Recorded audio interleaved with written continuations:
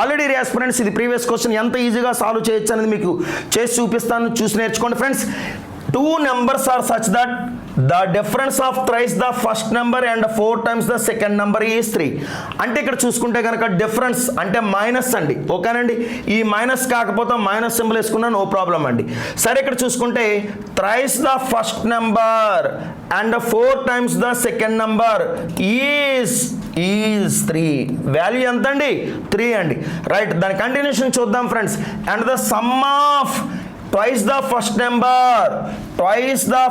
number sum of అంటే to be added, okay, thrice the second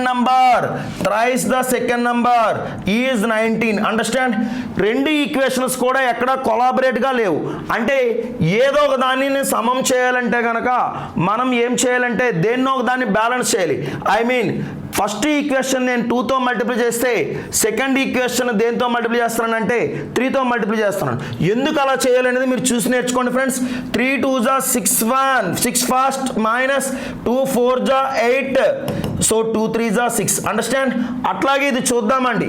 3 2 6 fast, అట్లాగే 3 3 9 second plus equal to 19 3 57, 19 3 57. తీసివేసేటప్పుడు ఏమవుతాయంటే గుర్తులు మారుతాయండి. ఏం మారుతాయండి? ఇక్కడ గుర్తులు మారుతాయండి, మర్చిపోవద్దు. సార్ ఎందుకు తీసివేయాలంటే కనుక దేన్నో ఒక దాన్ని క్యాన్సిల్ చేయడం అనేది బాధ్యతగా పెట్టుకోవాలి. ఇది 9 ఇది 8 అయితే కనుక కలిపితే ఏమవుతుందంటే 17 అవుతుందండి. -57లో ప్లస్ ఆర్ తీసేస్తే -51 అవుతుంది ఫ్రెండ్స్. 17 1 17 3 మైనస్ మైనస్ క్యాన్సిల్ అండి. సో సెకండ్ నెంబర్ ఏమొచ్చిందండి? ఇక్కడ 3 వచ్చింది. కానీ వాడు అడిగే ప్రశ్న ఏంటి? స్మాలెస్ట్ నెంబర్ అడిగాడు. అంటే ఫస్ట్ నెంబర్ వాల్యూ ఎంతో తెలియదు కదా. సో దీన్ని ఇక్కడ చేద్దాం, చూడండి ఫ్రెండ్స్, బ్యాలెన్స్ చేద్దాం. 2 first plus 3 second equal to 19 అయితే సెకండ్ వాల్యూ ఎంత వచ్చిందంటే మనకి ఏమొచ్చింది? ఇక్కడ 3 వచ్చిందండి. అంటే 3 3 9. సో 19లో మనకి 9 పోతే ఏమవుతుందంటే 2 ఫస్ట్ ఈక్వల్ టు ఏమవుతుందంటే 10 అవుతుందండి. దేర్ ఫర్ ఫస్ట్ నెంబర్ ఏమవుతుందంటే 5 అవుతుందండి.